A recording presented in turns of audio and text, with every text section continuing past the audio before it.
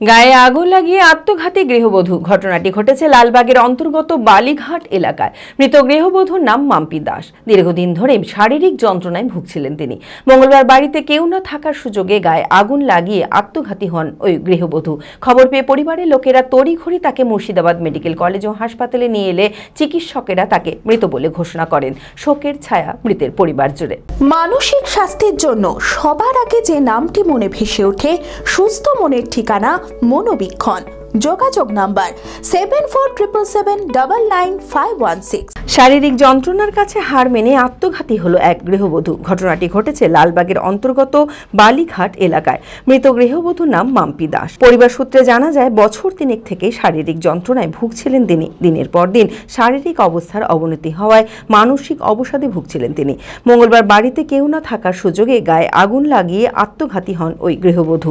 খবর পেয়ে পরিবারের লোকেরা তড়িঘড়ি তাকে মুর্শিদাবাদ মেডিকেল কলেজ ও হাসপাতালে নিয়ে এলে চিকিৎসকেরা তাকে মৃত বলে ঘোষণা করেন। শোকের ছায়া মৃতের পরিবার জুড়ে। মেয়েটা মায়ের বাড়ি গায়ে আগুন দেয়। তিন বছর পড়েছিল বিছনাগত। হ্যাঁ, দিয়ে আপনার আমার বাড়িতেও যেত, আসতো, যাওয়া আসা করতো। দিয়ে আপনার ওই যন্ত্রণার বিগাড়ে গায়ে আগুনটা দিয়ে দেয়। আমার শ্বশুর শাশুড়ি সেই দিন হরিয়াপাই মেডিকেল হসপিটালে আসে। এটা আপনার যন্ত্রণায়, মানে যন্ত্রণা থাকতে পারতো না। 3 বছর ধরেও অসুস্থ। না, অশান্তি কিছু হয়নি। সঙ্গে সঙ্গে এই হসপিটালে নিয়ে আসে, এই মেডিকেল কলেজে।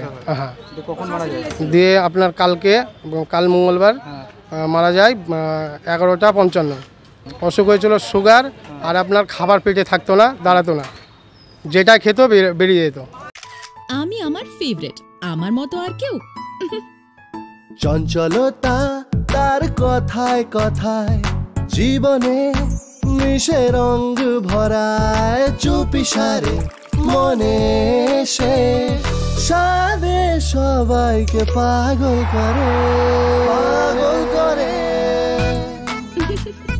আমারই মতো আমার নিজের পতাকা। পতাকা চা, গজব কা স্বাদ।